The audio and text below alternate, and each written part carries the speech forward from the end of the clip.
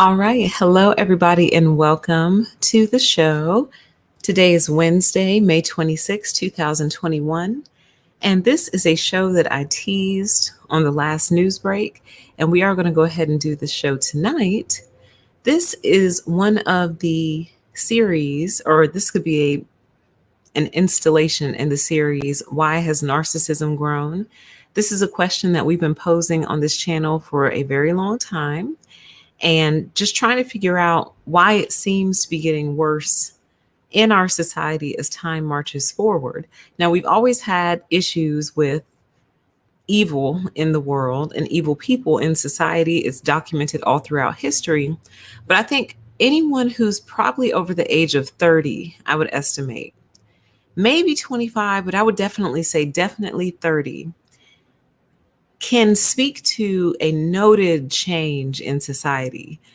More aggressive and angry and narcissistic than usual, and it seems to be getting worse and worse and worse and worse.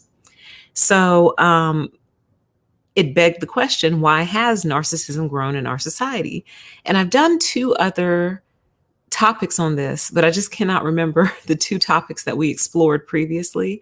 I'll look that up and let you guys know a little later. But this would be, I think, number 3 on this particular topic.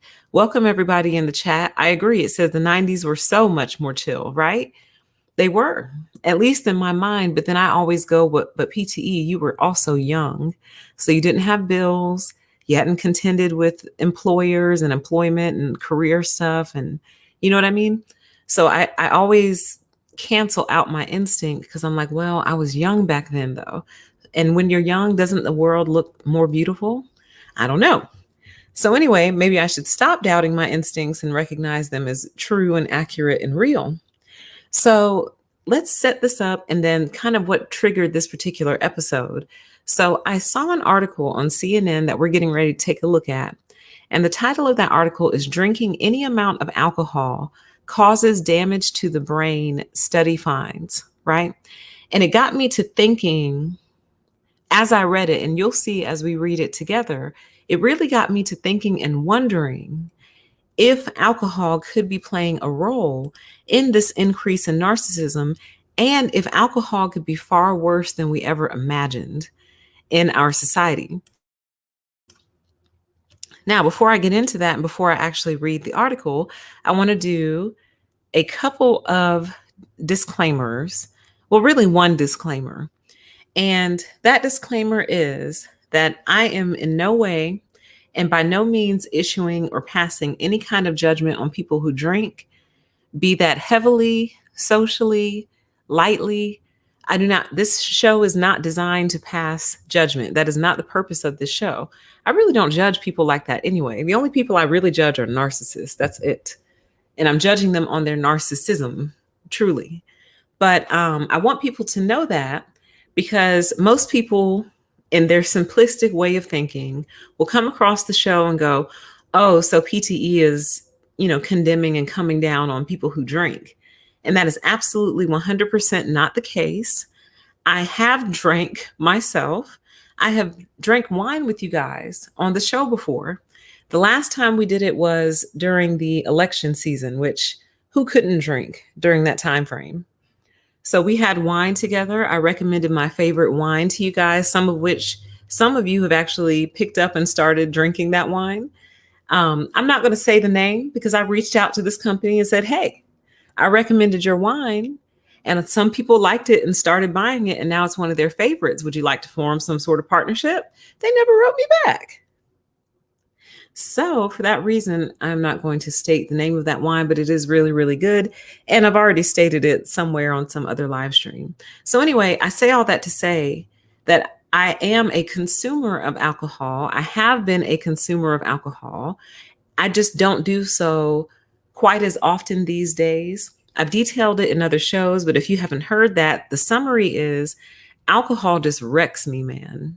Like it completely wrecks my whole body. It throws me off for days. And some people would say, well, PTE, that's just a hangover. Yeah, maybe, but I think it's beyond a hangover because it's not like affecting my head. And in my mind, a hangover really affects your head primarily. It affects my whole body. It's system wide. And the end result is I'm tired for days, I'm exhausted for days. And the way that I think about it or explain it is if I have even one drink, y'all, even one glass of wine, I have to sleep it off for days. And when I was younger, I could, I could turn it back over quickly. You know what I mean? I could convert that more quickly. But as I get older, one glass of wine is like 4 days, guaranteed. Thank you for the super chat, Dee Dee. I appreciate it. Thank you for being here. And thank you for your support. So one glass of wine for me is like 4 days. So if I drink like a bottle, we're talking like a week and a half of recovery time. And it took me a long time to figure that out. So anyway, that is why I don't drink now. When I do drink, it's probably like once or twice a year, maybe if that. But it's not based on anything religious, nothing moral. So I have to give that extended disclaimer for the person who will inevitably pop in here in 20 minutes and say, don't judge me just because I drink alcohol. You probably have some vice too. I thought you were better than this, unsubscribing. Okay. See you later, baby doll. All right. So with all that extended explanation, why don't we get into the actual show? We're going to read through this article together, and then we're going to talk through some of the revelations that I had after I read this article. Okay. So again, the title is Drinking Any Amount of Alcohol Causes Damage to the Brain, Study Finds. This was published May 20th, 2021, and it was updated. I don't know if that's today or at some other point in time, but this is when it came out. Okay. So it says there is no such thing as a safe level of drinking, with increased consumption of alcohol associated with poorer brain health, according to a new study. In an observational study, which has not yet been peer-reviewed, researchers from the University of Oxford studied the relationship between the self-reported alcohol intake of some 25,000 people in the UK and their brain scans. The researchers noted that drinking had an effect on the brain's gray matter, regions in the brain that make up important bits where information is processed, according to lead author Anya Topiwala, a senior clinical researcher at Oxford. Quote, the more people drank, the less volume of their gray matter, end quote. Quote, brain volume reduces with age and more severely with dementia. Smaller brain volume also predicts worse performance on memory testing, end quote. Another quote, whilst alcohol only made a small contribution to this, it was a greater contribution than other modifiable risk factors, she said, explaining that modifiable risk factors are ones you can do something about in contrast to aging. Now, the type of alcohol does not matter. The team also investigated whether certain drinking patterns, beverage types, and other health conditions made a difference to the impact of alcohol on brain health. They found that there was no safe level of drinking, meaning that consuming any amount of alcohol was worse than not drinking it. They also found no evidence that the type of drink, such as wine, spirits, or beer, affected the harm done to the brain. However, certain characteristics, such as high blood pressure, obesity, or binge drinking, could put people at higher risk. So many people drink moderately and think this is either harmless or even productive. As we have yet to find a cure for neurodegenerative diseases like dementia, knowing about factors that can prevent brain harm is important for public health, she added. No safe limit. The risks of alcohol have long been known. Previous studies have found that there's no amount of liquor, wine, or beer that is safe for your overall health. Alcohol was the leading risk factor for disease and premature death in men and women between the ages of 15 and 49 worldwide in 2016, accounting for nearly 1 in 10 deaths, according to a study published in The Lancet in 2018. While we can't say for sure whether there's no safe level of alcohol regarding brain health at the moment, it has been known for decades that heavy drinking is bad for brain health. Sadie Boniface, head of research at the UK's Institute of Alcohol Studies, told CNN via email. We also shouldn't forget alcohol affects all parts of the body, and there are multiple health risks. Tony Rao, a visiting clinical fellow in old age psychiatry at King's College London, told CNN that given the large sample size, it was unlikely the study's findings could have arisen by chance. Rao said the study replicates previous research that has shown there is no safe limit in the level of alcohol consumption for its role in damage to the structure and function of the human brain. Previous research has found that subtle changes which demonstrate damage to the brain can present in ways that are not immediately detectable on routine testing of intellectual function and can progress unchecked until they present with more noticeable changes in memory. Even at levels of low risk drinking, he said, there is evidence that alcohol consumption plays a larger role in damage to the brain than previously thought. The Oxford study found that this role was greater than many other modifiable risk factors, such as smoking. The interaction with high blood pressure and obesity on increasing the damage done by alcohol to the brain emphasizes the wider role of diet and lifestyle in maintaining brain health. Okay, so that's the whole article. So there's a couple of things that I wanted to pull out in regard to narcissism and the whole point of this entire live stream. Welcome to everybody. While as you enter the chat, I see someone said they're sipping whiskey as you watch. You know, if this makes you feel any better, it's probably already too late. Any damage that's going to be done, it's probably already too late. So, you know, according to this. So I hope that makes you feel better. That might actually make you feel worse.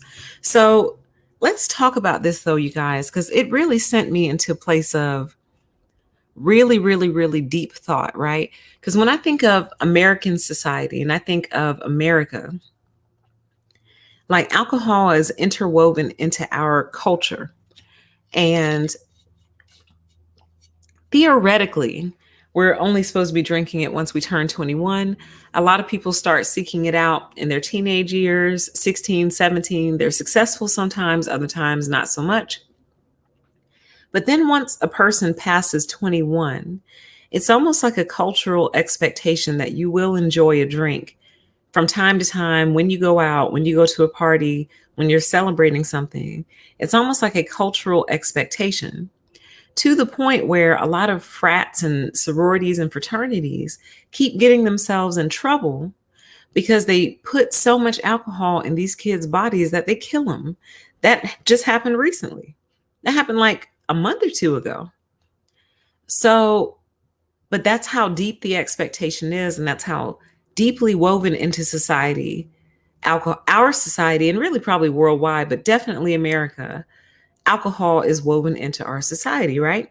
So it got me to thinking, I was like, man, what if, first of all, what if every drink kills your brain just a little bit, every single one? And so a person who might say, oh, I've only drank once in my lifetime and that was it. Well, what if that took away just a little bit? What if that was like a small subtraction, like an incremental subtraction from your overall intelligence, and you only did it that one time? So imagine people who drink every day. Imagine people who drink to get drunk on purpose. Imagine people who drink, even if it's just socially, but when they drink socially, they binge drink socially, right? So if even one drink can impact your brain health, what can multiple drinks do over time?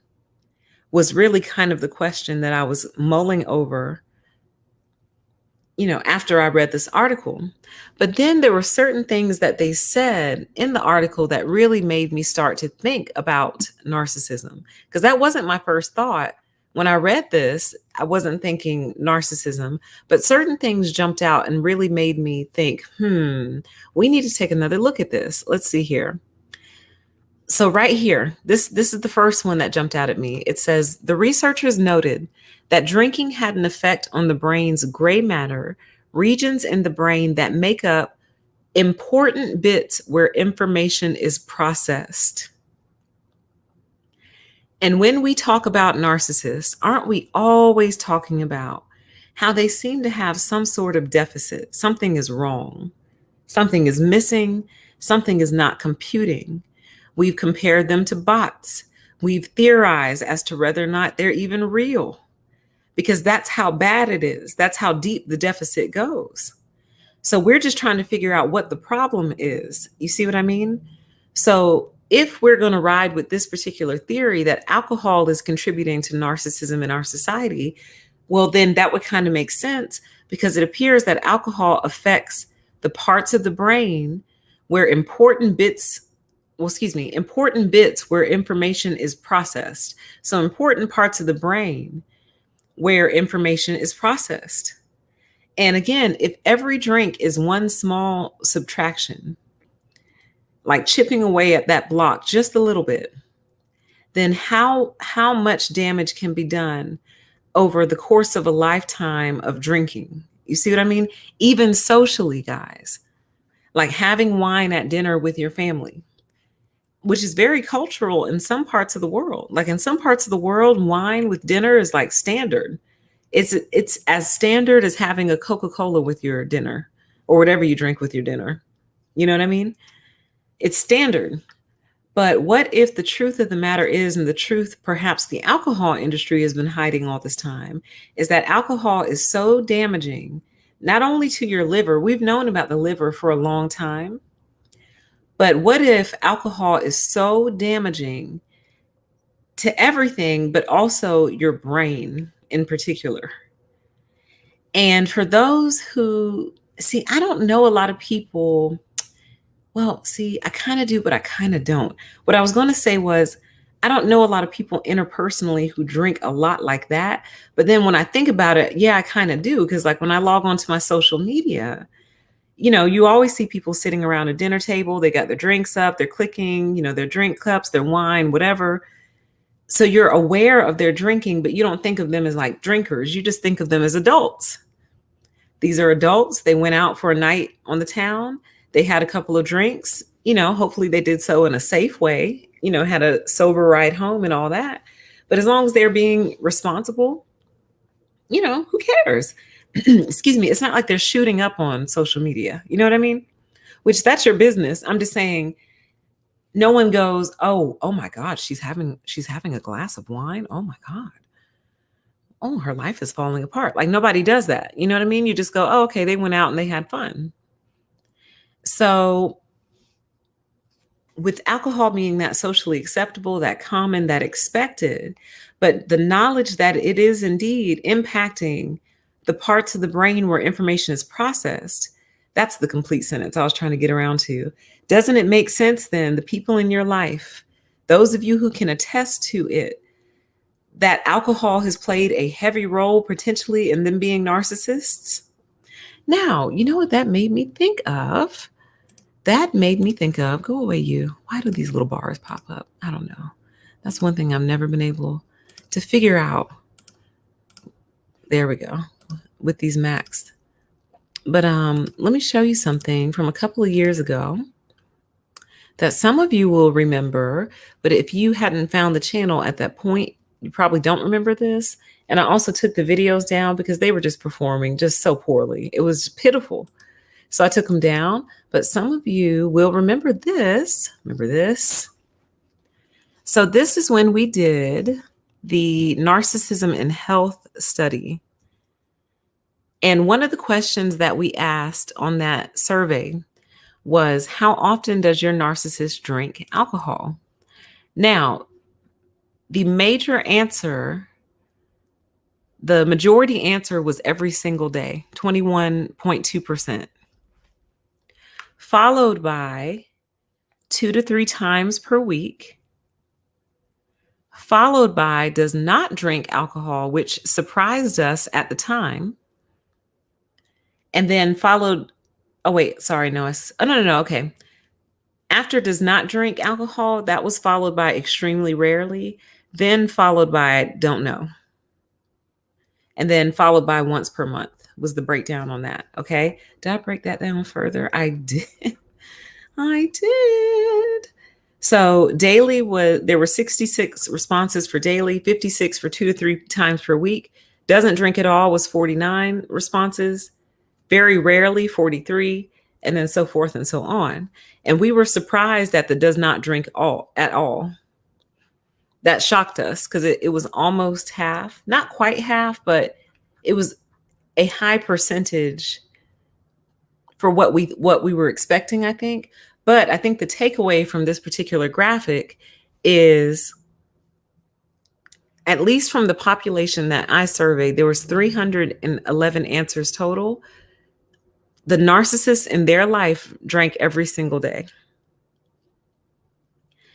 So when we start to put all these things together and we start to kind of create a case, if you will, a case file, we start to create our little case file, and it starts to seem like it's possible, guys, that part of the reason that we are contending with narcissism in our society the way that we are is because of alcohol. And it seems that what is happening is alcohol like wrecks you slowly. It's a slow wreckage. So this thing is insufferable. Absolutely, absolutely insufferable. Pop here, go there. God, there we go. See, this is why I wanted a computer dedicated to y'all. So when it starts doing all this switching and changing and rearranging, it's just all PTE stuff. Anyway, is it possible that part of the reason we are dealing with this is because alcohol has been slowly wrecking everybody for years now and promoted heavily, heavily, heavily in society? Heavily, heavily, heavily. You know what I mean? From the music to the movies to everything. And again, if you're just tuning in, I'm not condemning alcohol. I've consumed alcohol live on the air with you guys. Wine. All right. So this is not oh, you're naughty for drinking alcohol and you're a narcissist. That's not what it is. The purpose of this show is asking the question, why has narcissism grown in our society? Then finding this particular article and saying, oh, is it possible that alcohol is a key contributor to the growth of narcissism in our society?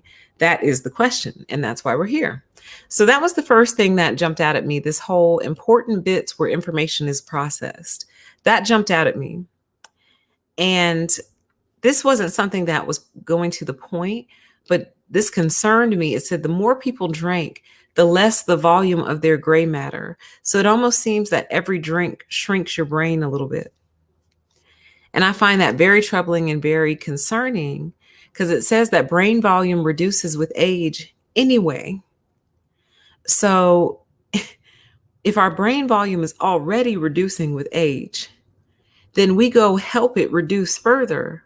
It's almost like the alcohol dehydrates it in a way, which would make sense to me in terms of how I feel. Like, I know the hangover feeling is nothing new, but to me, it wrecks my whole body. And I definitely feel dehydrated. And even after I drink things with electrolytes, Powerade, Gatorade, whatever, I still feel terrible for days. Like, I almost have to eat my way back to feeling normal, if that makes sense. Like, I have to eat, but not just one time. Like, I have to eat like the day after, the next day. I have to eat every day. This is not coming out right. What I'm trying to say is it seems that food restores me, if that makes sense. More so than it would if I hadn't drank anything. Like, food would just be food. Like, okay, you had dinner versus, oh my God, thank you so much for this food. I think you just saved my life kind of situation. You see what I mean? So anyway, there was that. And then let's see, there was a couple other things. There was 2 more things I wanted to bring out, and then I have a few more points to make, and then we'll get out of here. Blah, blah, blah, blah, blah. Let's see. No safe limit. Leading risk factor. They need to expound on that. Leading risk factor for disease and premature death in men and women. In what way? Meaning like they were drunk and something happened to them, or the alcohol contributed to another disease. I need them to clarify that. Let's see. Affects all. That's not what I wanted to say. Da, da, da. Where is it? Here it is. Okay. Says previous research has found that subtle changes which demonstrate damage to the brain can present in ways that are not immediately detectable on routine testing of intellectual function and can progress unchecked until they present with more noticeable changes in memory. So, what was so interesting about that to me is one of our primary complaints here on this channel, anyway, about narcissists is how they love to tell us the same thing over and over and over again. And I've always attributed that to their wickedness because I felt like, only someone you don't care about or don't regard very much will you not remember what you talked about with them. It should at least trigger something. You know what I mean? Like it should ring a bell somewhere that goes, did I tell you this already? Have I already told you this? I feel like I told you this already. Did I? I didn't. Okay. Or I did. Okay. You see what I mean? But they will literally sit there and tell you the story as if it's the first time they've ever told it, and as if it's the first time they've ever told it to you. And it's fascinating. And I think it's one of the first things I ever talked about on this channel, because to me, it's one of the first signs. One of the first signs. There's a couple of primary signs, but that is one of the first signs when you've interacted with this person a couple of times. They tell you the story, and it might even be a great story. You loved it. You had all the proper reactions the first time. And then somehow they get around to telling you the same story again. And you sit it out the first time, this the first repetition, because you're like, well, maybe they have a purpose in telling me this again. And you're waiting and they never ever get around to it because they literally hasn't logged anywhere. So it makes me wonder about that, the repetitious nature of them, how they seem to be stuck on one day, how they seem to be eager to repeat the same day over and over and over again. What if that's because it is the same day over and over and over again for them? What if it is the same day? You see what I mean? But again, this is all going back to those narcs who drink, because quite a few narcissists, according to you guys' reports, don't drink at all. So, anyway, but the other part that actually kind of bothered me and gave me a little bit of an eerie feeling was the damage to the brain can present in ways that are not immediately detectable on routine testing of intellectual function and can progress unchecked until they present with more noticeable changes in memory. But I wasn't worried about the memory part. I was like, present in ways that aren't immediately detectable. Ways like narcissism, ways like sociopathy, ways like psychopathy, ways like that. In what ways? Like, how badly is the alcohol damaging our brains? And if you think about what alcohol does, like if you actually sincerely get drunk and don't just fall asleep, but you actually get drunk, but you're still upright. You know what I mean? A functioning drunk. I don't know what they call them. But you're able to still like walk and talk and do things, but you're drunk, completely drunk. Well, think about what alcohol does to your brain. Like it completely scrambles it and distorts your reality. So have we been foolish in thinking that anything powerful enough to literally distort your perception of reality would not leave a lasting effect on the organ that it impacts the most, the brain? See, I think what we all thought was it processes out, right? And that makes sense to think that too, because when you think in terms of blood alcohol level, right? If you drink a lot, your blood alcohol level is going to rise. But eventually you can get your blood alcohol level down to 0. I don't think we have a resting blood alcohol rate. I don't think there's alcohol in us at all times, I don't think. So, of course, you would think, and I think even reasonably so, that once my blood alcohol level is zero, all the alcohol is gone, and any impact the alcohol could have had is now gone. Yeah, I might have a hangover, but that's to be expected. But other than that, I'm fine. Like there's no long term risk factors here. And I think what this article might be trying to tell us is that there might be longer term risk factors than we could even think or dream up.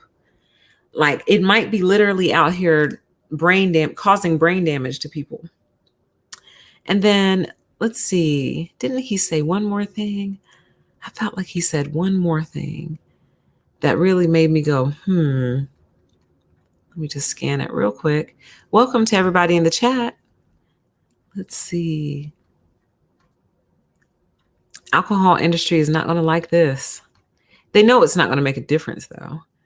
They know that people are still going to drink, even if they came out and said, yeah, so basically every time you drink, you like take like 1 percentage point of function away from your brain. And people would be like, oh, who needs brain function in a society like this? Bottoms up. So I think that's everything that was in the article that I wanted to point out. So now I just kind of want to chat through some of the differences that I've noticed between myself, and I can only really speak on myself because I like literally rarely drink, like ever. And people I know for a fact drink all the time. And again, this is not coming from some place of self-righteousness or any kind of high horse. This is simply me as a person going, interesting. I don't really drink. And these are the results in my life. These particular people that I know drink all the time, and these are the results in their life. Could it be? See, all this time, I'm just thinking that I'm different. I'm like, well, I just move different. I think differently. You know, I have different motivations and different motivators. I have different goals.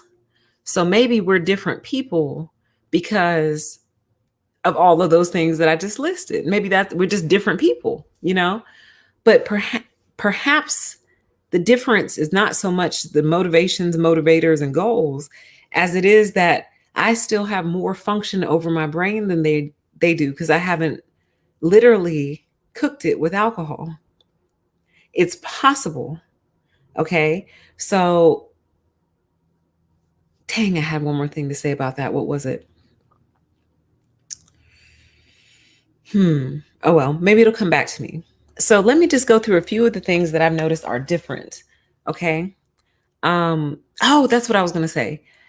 Some of the people who I've observed over the years, to me, weren't always like how they are today. They weren't always like that.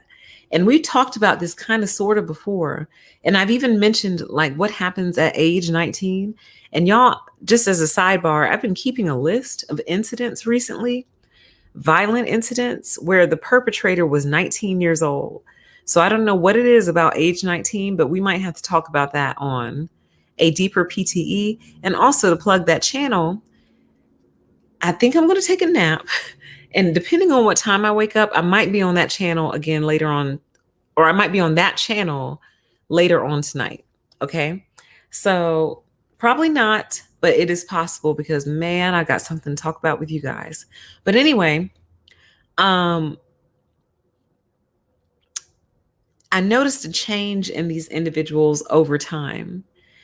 And the only difference that I can truly pinpoint based on all of this that we're talking about right now is they drink almost every single day, or at least on a weekly basis. It's at least a weekly occurrence, and I don't. And I think that might be literally the only thing that makes us different. Because according to this article that we just read, they're literally damaging their brain every time they do so. Now, listen, that's not to say I haven't damaged mine. And the couple of little times that I have drunk, I know for sure I damaged my brain when I drunk 99 apples in college. Oh, I know for sure. There's no question. There's no question. Sometimes I even wonder if I even survived it. I'm like, am I alive? How can I prove that to myself? Because, man, like, wow, like I was right on the door, I think. And then how crazy the world has become over these past 20 years makes me really question whether or not I survived that incident.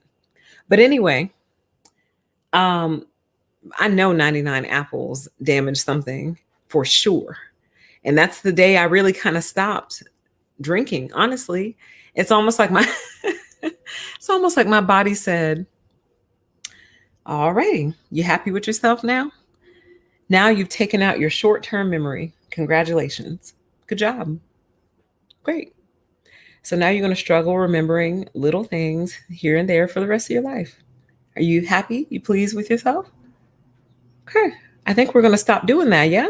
Yeah. Yeah. We're going to stop doing that. All right. Okay. All right. And truly, I have basically stopped ever since. Not to say that probably once or twice a year, I find myself imbibed. But other than that, I just can't do it. It messes me up too much. And I feel like that might be the saving grace. The fact that me feeling good trumps me feeling drunk. So let's look at some of the differences, okay? One difference that I've noticed between myself and people who drink far more frequently than I do is the difference in thought process. Like, I use the analogy bending corners often on this show. And when I talk about narcissists, I say narcissists have no ability to bend corners thought wise. They can't imagine the corners. They can't imagine what would be up and around the corner. They literally can only truly, they can only truly think in a straight line. Which, if you've damaged your brain over time with alcohol, wouldn't it make sense that a straight line would probably be what your brain was able to accomplish on a day-to-day basis? Doesn't that make sense? Makes sense to me. The brain is like, okay, look. No corner bending, none of this fancy high-level critical thinking, none of that. You are going to walk in a straight line.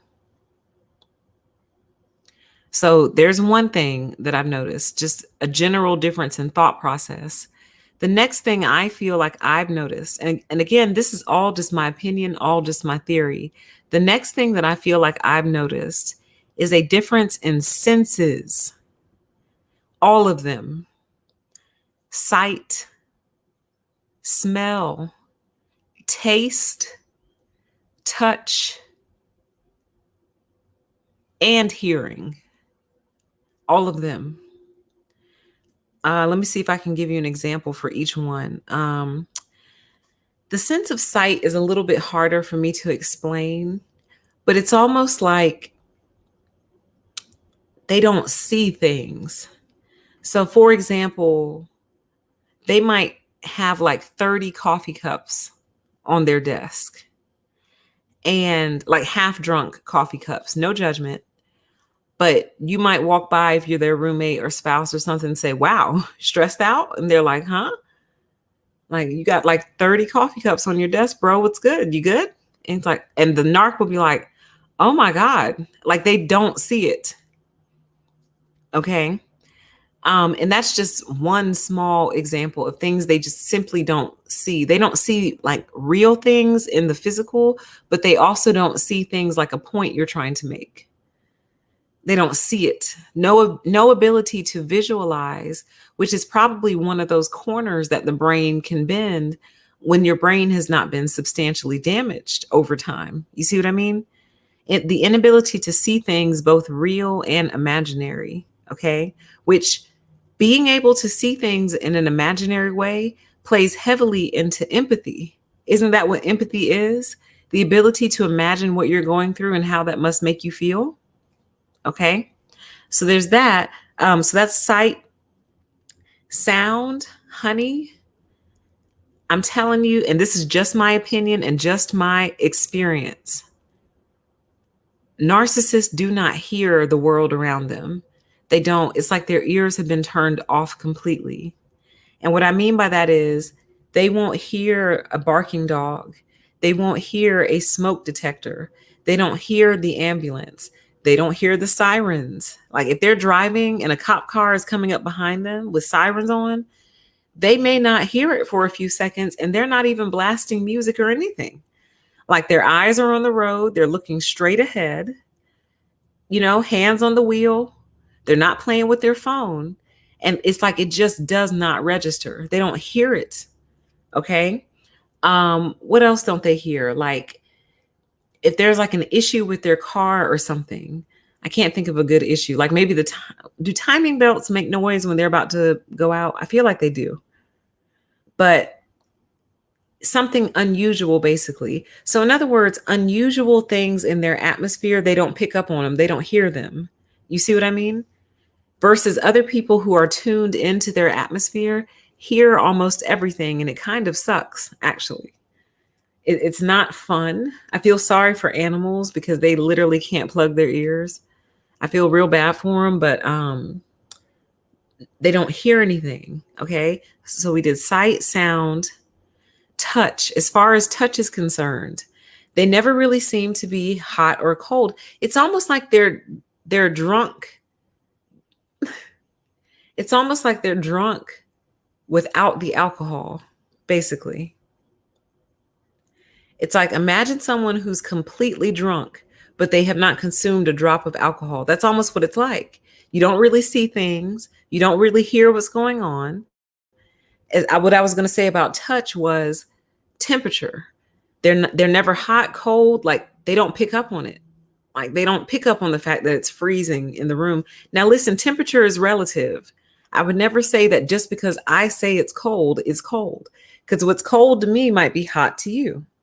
But what I'm saying is, if everyone has thrown on their jacket and their teeth are shivering, and you go check the thermostat and it's on like 40 degrees Fahrenheit, that's pretty cold for an indoor room. My point is, they're not Eskimos. I hope that's socially correct. I hope so. Or native Icelandic people, not Iceland. Let me just stop. People who live in the frozen tundras of like Alaska. They're not native to that area. Okay. They're native to the same place you are, wherever that is. But they don't ever seem to really pick up on it. And vice versa. They don't seem to pick up on when it's really effing hot in here. Can you please turn on the air conditioner? It's 90 degrees outside. No sense of humidity, nothing. It's so strange. Inuit. Thank you. Thank you. Thank you. I try to speak and say things correctly so as not to encourage poor political correctness. But like it just does not register. So I guess what I'm also trying to say is, in a way, they're never uncomfortable, which can be a blessing all by itself. But isn't that also why we drink? So we're not uncomfortable for that moment anyway, or for at least an hour or two, we're not uncomfortable for once. Isn't that why you drink? So if what we're saying is true here, that narcissism may be induced by alcohol, it's almost like the alcohol creates a permanent drunk state where you're drunk during the day, but you haven't had a drop of alcohol and you're not hungover. It's almost like the brain just stays there over time. Like the brain seems to train itself to stay in that drunk state, maybe as a defense mechanism, or maybe the brain is just very kind and just says, you know what? It seems like you like to be this way. So I'm just going to give you what you want. So sight, sound, touch, don't get me started on taste. Okay. Please, let's not. That could be a whole separate show all by itself. I'm convinced they can't taste anything. Okay. And wouldn't have an appreciation for something that tasted good if their lives depended on it. Okay. Like, let's not. Can't taste anything. And what was the final one? Touch. I don't really have a good example for touch. I really don't. Other than, and this is a little gross, and I'm sorry for giving a gross example, but it's the only thing I can think of in regard to touch. But I've known a lot of narcissists who do not feel boogers in their nose, but you can see them. And I find it absolutely amazing and incredible, because literally the hairs in your nose are designed to tell you when something is there. That's what they're there for. So Either your nasal hairs are completely dead, or the nerves in your nose are completely dead, or it's just not registering. Now imagine if you're drunk, you probably wouldn't feel a booger in your nose when you're drunk anyway. You know what I mean? Maybe or maybe not. I don't know. But that's the only example I could think of for touch. Because I would feel that. I'd be like, ooh, it gets out my nose. You know what I mean? But not them. They just go on. You know what I mean? Did we do smell? I don't think we did smell. They can't, honey, they can't. Oh man. That could be a separate show. Food and smell could be separate shows all by themselves. They cannot smell anything. And I think that's why they load on the perfume the way that they do and the cologne, because they can't smell it. So because they can't smell it, they put it on until they can. I believe this is why they can live in homes that don't smell very good. This is why they don't detect things like smoke. If a house is on fire, they don't smell that. They don't smell gas leaks. They can be sitting behind a car that has really poor exhaust. You know how those cars will pump exhaust into your car, and it's pretty horrific, except for those of you who like that smell. Y'all are weirdos, but I love you still. But they don't smell any of it. Like nothing affects them, just like it wouldn't affect somebody who's drunk. When you're drunk, fewer things affect you, I think. So for example, I can distinctly remember in the past being out with my girlfriends, being completely drunk, and it being freezing cold outside, and knowing that, but somehow not affected by it. Just walking in the freezing cold because we're so drunk. And I get hot when I drink, like my body temperature goes up. Maybe that's what alcohol does, not sure. But I do think they say that that's actually quite dangerous when people get drunk and go out in the wintertime because of the false things your brain is telling you. So we're out here, it's freezing cold, but my body is telling me that I'm hot. So, and it probably is hot, my body, but it doesn't change the fact that it's freezing cold outside. And eventually the cold outside can override the heat of your body. It can. So a lot of people sometimes get drunk, they pass out in the snow and end up passing away from the frostbite and the hypothermia. So anyway, I say all that to say that that's the impact alcohol has. And if what this article that we just read is saying is true, then essentially what is happening is alcohol is slowly creating a society full of people who are always drunk. Always. They're always drunk, whether or not they've had any alcohol at all. They are always drunk. Always. So I think we cover all 5 senses. So I have a few more points to make, then we'll get out of here. Another area of difference that I've noticed is the things that we are concerned about. So if you follow this channel, you've been following for any length of time, I think you all have a pretty good handle on the things that I'm concerned about, right?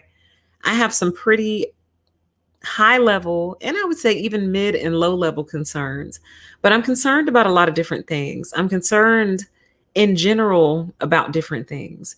So like when I talk to someone who I know for a fact drinks all the time, like they're not thinking about this stuff, you guys. They're not concerned about the future. They don't examine any systems. They're not interested in any advocacy whatsoever. And I'm not saying that you have to be. Everyone can't be an advocate. Everyone doesn't have time. But what I'm saying is when they reflect on their world, all is well, just like it would be if you were drunk. So it's like if you're talking to your friend who's completely wasted and you're like, how are you doing, friend? They're like, I'm great. I'm groovy. I'm drunk. I'm happy. You know what I mean? Like all is well. They don't have a care in the world. They're not concerned about anything. So if alcohol does indeed cause brain damage and progressive brain damage over time, then that would create a person who could watch the world burning outside and be like, this is fine. You know what I mean? And then remember to run when like the flames finally reach their house. Like, oh, we should probably take off, huh? Yeah, yeah, you should probably run. So it's the things that they're concerned about or not concerned about that worries me. But they almost become very simple people. So the alcohol seems to make them simple, and that would contribute to the theory of thinking in a straight line. If you only think in a straight line, if you only think in a straight line, you're going to become a very simple person, like a baby. Babies are learning to think in complex ways, and toddlers and stuff. They're learning, but for the most part, they think in straight lines because that's all there is. You know what I mean? So it's almost like alcohol helps you do that again. It helps you rediscover that thinking in a straight line instinct again. All right.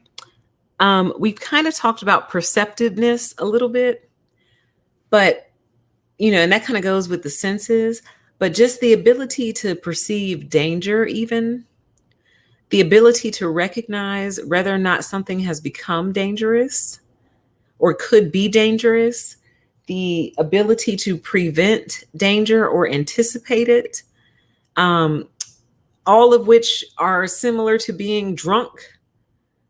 The anticipation and the avoidance of danger kind of becomes more challenging when you're drunk. So, so there's that, but generalized perceptiveness, or here's another way you could think of perceptiveness, the ability to perceive quality or not. Man, that could be a separate show. Oh man, and it just might be one fine day coming up here soon, but the ability to perceive whether or not something is high quality or not, which could actually speak to the ability to perceive whether or not something is true.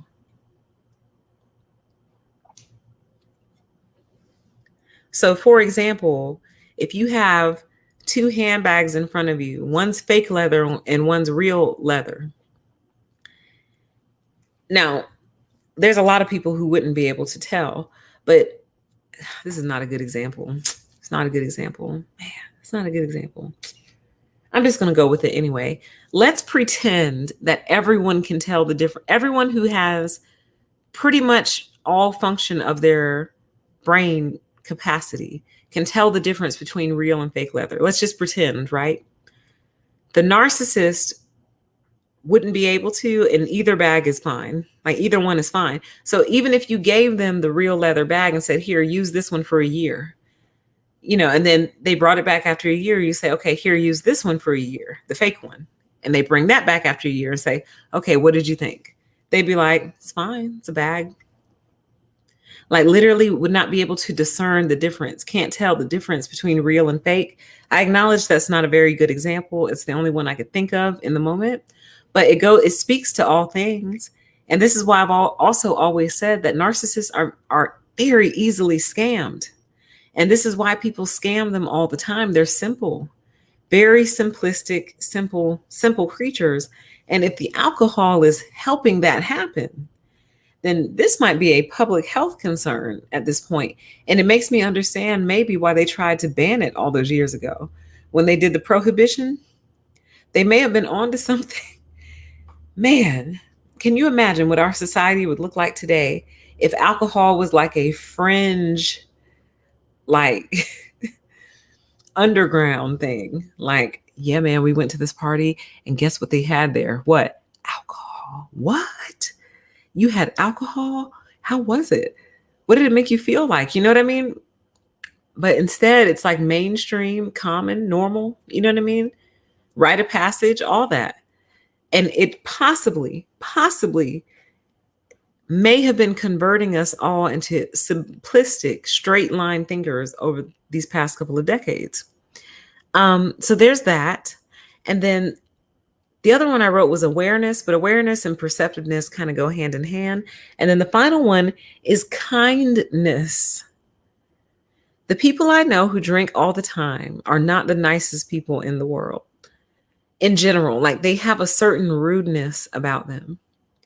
And going back to the topic, when you're drunk, I know some people are super friendly drunks. They become very friendly, very engaging, very outgoing.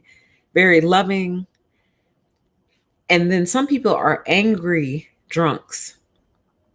So what I'm saying is the people who I know drink just socially, like once a weekend or whatever, none of them really have a sweetness about them anymore.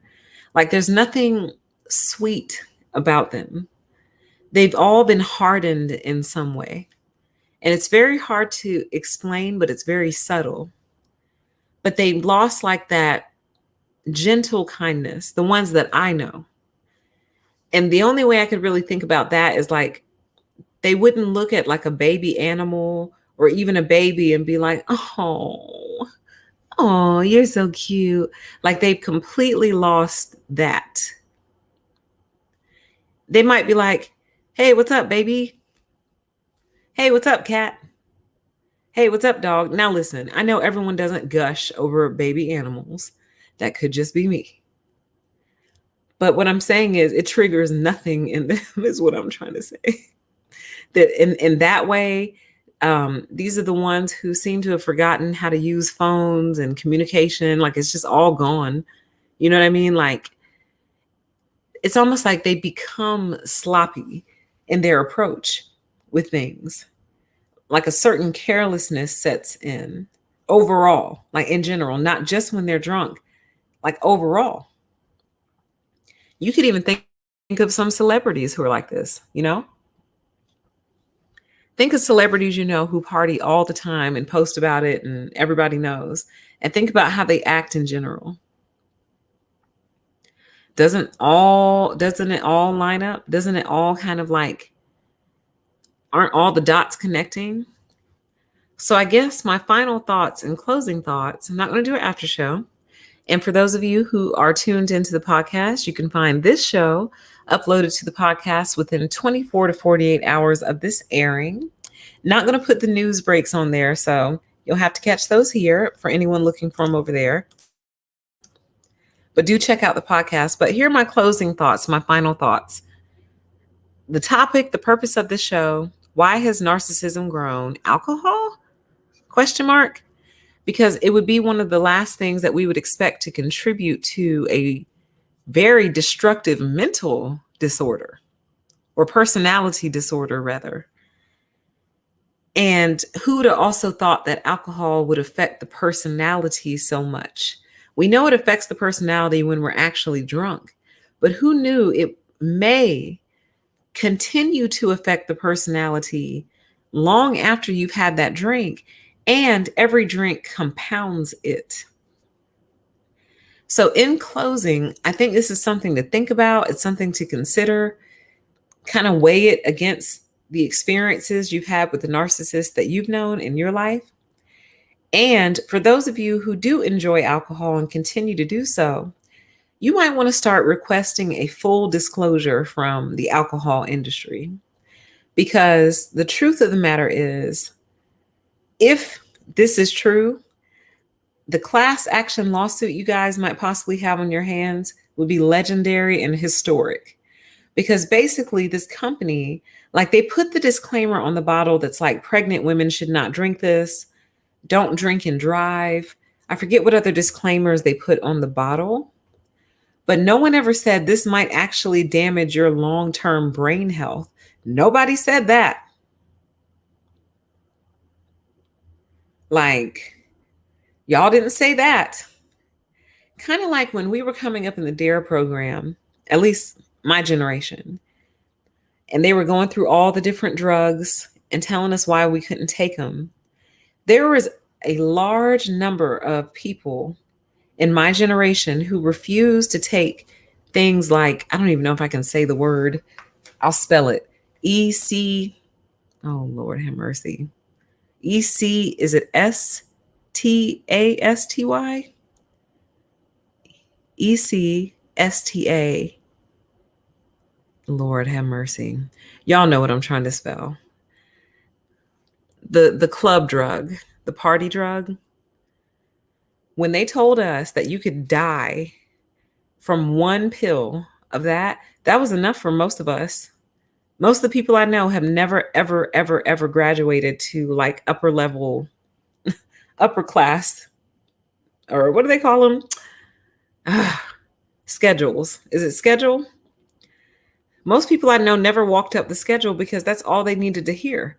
Hey, this could make your brain overheat and basically kill you on the dance floor. We were like, oh, okay. And that was all we needed to hear. And that was enough to make us back away. So, what I'm saying is, what if all this time with alcohol, what if they had chosen to say, oh, by the way, this can cause long term brain damage that will ultimately affect your ability to process things and remember things? Probably not to your like 30, 35, will you start to see those effects show up. But yeah, but like from 19 to 20, that's when you'll be working on the effects of the brain damage. And then the brain damage itself won't show up until a little bit later. Enjoy. I wonder how many people would have chosen differently. And I wonder how many people would have backed away from alcohol in the same way many people in my generation backed away from the upper schedule drugs, because many of them can kill you the first time you take them. That's all you need to tell some people. Some people will trust you when you say that. They don't have to experiment and find out for themselves. They believe you. Okay? So, with that, you guys, I am going to go ahead and close out the show. I don't have any outro music today. So, I am just going to go ahead and close out the show. It looks like you all are still chatting a bit. So, I will leave it open for about 2 or 3 minutes. Then I'll end the live stream. And you can catch this episode on the podcast within 24 to 48 hours. You can also catch me here again tomorrow with the news break at around 8 o'clock p.m. And I may or may not be back on my other channel later on tonight, a deeper PTE. It all depends on how this nap goes in a second here. So with that, I appreciate you all coming. Give this some thought. And I really look forward to your comments in the comment section down below. And as always, reading your live chat comments once the video uploads. Okay. Take care, everybody. And we will talk again very soon.